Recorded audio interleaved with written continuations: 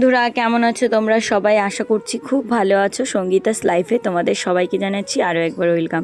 সকালবেলা ব্রাশ করে নিলাম, আর দেখো সকাল সকাল কিন্তু কি হয়েছে, আমার এত সুন্দর উনুনটা বানিয়েছি, উনুনটা থেকে মাটিটা খুসে পড়ে গেছে। মানে একটা মাটি দিয়ে লাগানোর চেষ্টা করেছি টবে, তো এটা জোড়া লাগেনি, নিচে থেকে পড়ে গেছে। মানে কি বলে না, যার সঙ্গে যার কোনো মিল নেই তার সঙ্গে যদি যতই কষ্ট করে মিলানোর চেষ্টা করি না কেন, কোনো দিন কি মেলে? এর অবস্থা হয়েছে তাই। তো আমি আর এতে কিছু করব না। আর কারণ কি, দুটো মানুষ আমরা, তো এত বেশি উনুন বানানোর কোনো দরকার নেই। এটা একটা শখের উনুন ছিল। আর আগের দিন আমি একদমই ব্লগ দিইনি, গতকালের আগের দিন, তো তার জন্য দেখো সেই দিন পুরো ফাঁকা ছিলাম। কত জ্বালানি কেটে রেখেছি, কাজকর্ম কি দেখাবো, মন মানসিকতা একটুও ভালো নেই। আমাদের সঙ্গে কত বড় যে চিটিং হয়েছে কি বলবো, তোমাদের খুলে বলতে পারলে ভালো হতো।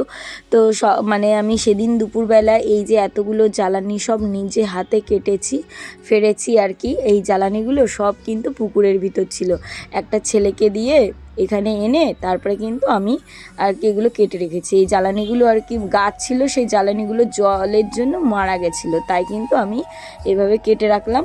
আর দেখো মুরগির খাঁচাটাও ভেবেছি কদিন পরে মুরগি পুষবো। মানে কি বলবো, সংসারটাকে তো টুকটুক করে গুছাই, কিন্তু গোছানোর পরেও যে পরে একটা এমন শখ পাই না, আর ভালো লাগে না। তোমরা তো অনেকে রন, পিথি আর ওর দিদির কিছু কথাবার্তা ইউটিউবে দেখছো, এখন তো এটা ট্রেন্ডিংয়ে চলছে। তো এরকম বলতে পারো আমাদের ভিতরেও পরিস্থিতি হয়েছে, যেটা আমি তোমাদের খুলে বলতে চাইলেও পারবো না, কারণ ওরা তো ফেস ভ্যালু আছে, ওই জন্য ওদের দুঃখ কষ্টগুলো লোকের চোখে পড়ে, কিন্তু আমাদেরটা পড়বে না, কারণ আমাদের সিম্পেথি কেউই দেখাবে না।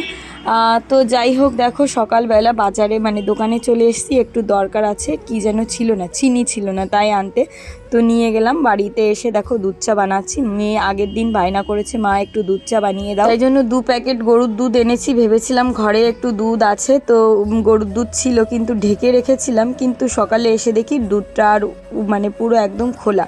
তো সেই দুধ দিয়ে তো চা বানানো যায় না, তাই কিন্তু আমি এই যে দুধ কিনে এনে চাটা বানিয়ে নিলাম। 4 কাপ চা বানাচ্ছি। তো একটা সিঞ্জিনি খাবে, সিঞ্জিনির যে মাস্টার সে খাবে, আর আমরা দুজন। তার ভিতর সিঞ্জিনির এক বাবার বন্ধুও চলে এসছে, তারপরে আবারও কাপ নিয়ে ওকে দিয়েছি। তো এই 4 কাপের চা কিন্তু অনেকটাই চা। তারপরে দেখলাম আমাদের বাড়ির পাশে যে অঙ্কনদের বাড়ি আছে, ওদের ছাগলটার বাচ্চা হবে। তো সকালবেলা সকালই এই যে বাচ্চা দুটো হলো, দেখো একটা ছেলে বাচ্চা একটা মেয়ে বাচ্চা। কতদিন ধরে ওয়েট করেছিলাম যে কবে হবে, ফাইনালি বাচ্চা দুটো হয়ে গেছে। এই বাচ্চা দুটোর ভিতর একটা ছেলে হয়েছে, একটা মেয়ে হয়েছে। এরা তো পশু, এরা তো সমানভাবে দুজনকে দেখবে, এদের তো কোনো চিন্তা ভাবনা নেই কে ইনকাম করলো কে দেখলো না, ওরকম ধরনের ভাবনা চিন্তা নেই। পশু মানুষ জিনিসটাই এমন, আর মানুষের ক্ষেত্রে কিন্তু সম্পূর্ণ আলাদা। কে কোন চোখে দেখে, মা বাবা কিন্তু সেইভাবে বিচার করে। যতই তুমি ভালোভাবে থাকার চেষ্টা করো না কেন, কিন্তু তোমার দোষ গুণ বেরিয়েই যায়। তো দেখো আগের দিন রান্না করেছিলাম মাংস, সেটাকে গরম করে নিয়েছি। সকাল রান্নাবান্নাও কমপ্লিট হয়ে গেছে। ফোনে আজকে চার্জ ছিল না, তাই জন্য রান্নাবান্না শেয়ার করতে পারিনি। ডাল রান্না করেছি, বেগুন ভেজেছি, আর স্যালাড কেটে নিয়েছি। আর এই দেখো ভাত রান্না করতে গিয়ে আজকে এত বড় বিপদ হয়েছে, মানে ভাত সব কিছু পড়ে গেছে।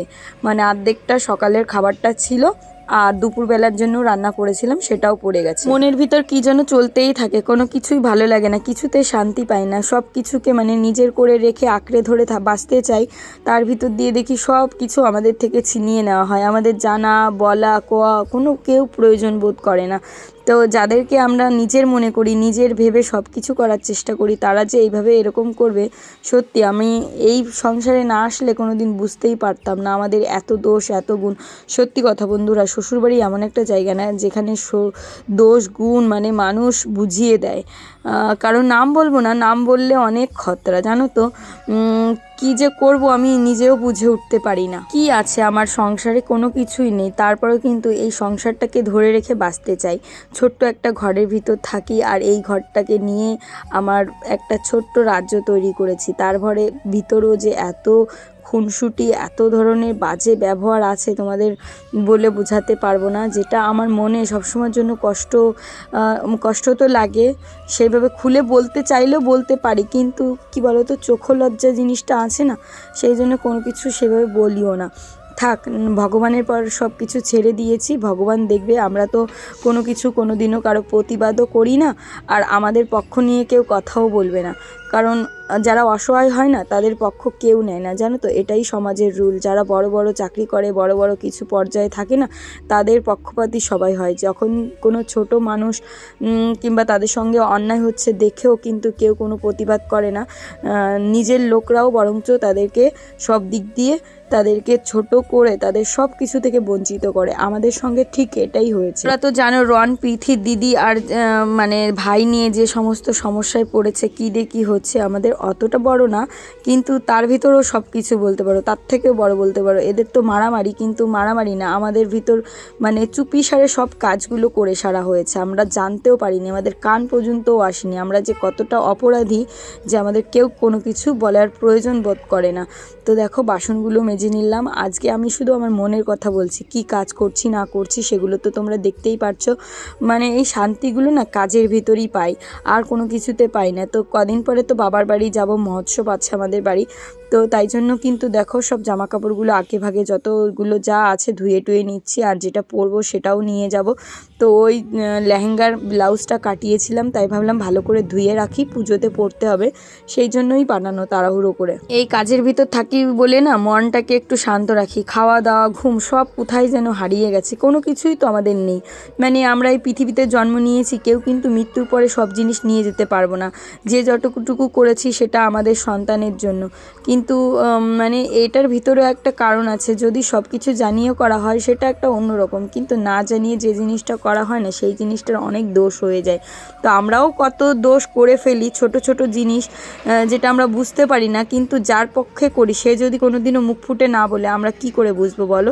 তো এই জামা কাপড়গুলো নতুন জন্য আমি ভাবলাম রোদ্রে মেলবো না, আর রোদের তাপ দেখেছো, বাইরে মেলতে গেলে পুরো একদম কালার ডিসকালার হয়ে যাবে, তাই জন্য কিন্তু সবগুলো ভিতরেই মেলে দিলাম। তো এটা আমি ভেবেছিলাম তোমাদের একদিন পরে দেখাবো, কিন্তু সেই সময় সুযোগ হয়ে উঠছে না, আর কোনো কিছু ভালোও লাগে না যে পরে দেখাই। তো বন্ধুরা আমার স্নান করা কমপ্লিট, এখন চুলটা একটু ভিজে আছে, তো চুলটা শুকালে একটু সিঁদুর পরবো। দেখো মাথার এখানে কোনো চুলই নেই, তো চলো চুলটা শুকা, একটু রেস্ট করি। রান্না আজকে সকালবেলা ভাত পড়ে গেছে, এখন করতে হবে গিয়ে। তো মনে ছিল না, বলতে গিয়ে মনে পড়লো দুপুরবেলার খাওয়ার কথা, তোমাদের জন্যই মনে পড়লো। তো চলো গিয়ে ভাতটা শুরু করে দিই রান্না। তো দেখো বন্ধুরা দুপুরবেলা আবার সেই ভাত রান্না করতে আসতে হলো, কারণ কি ভাত তো শেষ হয়ে গেছে, মানে রান্না তো করতেই হবে। আর যেই উনুনটা বানিয়েছিলাম না, ওই উনুনটাই ভেবেছিলাম আগুন জ্বলবে না, কিন্তু যাক জ্বলছে, ভাতটাও কিন্তু আমার হয়ে গেছে, বেশি একটা কাঠ লাগে না। দেখো পাইপের উনুন বানিয়েছি, প্রতিটা জিনিসে কালি পড়ে যায় জন্য ভাবলাম যে এরকম উনুন বানাবো না। ঘরে দেখছো ওই যে কন্যায় ওই যে একটা উনুন রয়েছে, ওই যে একটা ঘরে 4টে উনুন, এত উনুন বানিয়ে কি হবে, এত সংসারের জন্য খেটেই বা কী হবে, যেখানে আমার নিজের প্রাপ্য বলে কিছুই নেই। আমার স্বামীর জন্য কেউ চিন্তা ভাবনা করে না, আমার মেয়ের জন্য ভাবে না। আমার বরের ছোটোবেলায় একটা বড় অ্যাক্সিডেন্টও হয়েছিল জানো, সেই অ্যাক্সিডেন্টের কথা নাই বললাম, কিন্তু যাই হোক দেখো মানে তারপরেও যে আমাদের থেকে সব কিছু লুকিয়ে চড়িয়ে করা হয়েছে, আমরা তারপরেও কিন্তু অসহায়, কিছু বলতে পারবো না কাউকে, কারণ তাদের জিনিস তারা যদি কাউকে ইচ্ছা করে দিয়ে দেয় তাতে তো কোনো যায় আসে না। তো দেখো বন্ধুরা পরে কিন্তু একটা স্ক্রিপ্টেড ভিডিও করছিলাম, যেহেতু রোজ ডে একটা শর্ট ভিডিও করেছিলাম, সেই জন্য কিন্তু তোমাদের দাদাভাইকে এই ভিডিওটা করতে বলেছিলাম। তো আমার মনের মতো করে করে না, যেটুকু করে। আজকের ব্লগটা এই পর্যন্ত, কেমন লাগলো বলো, সবাইকে টাটা, ভালো থেকো সুস্থ থেকো।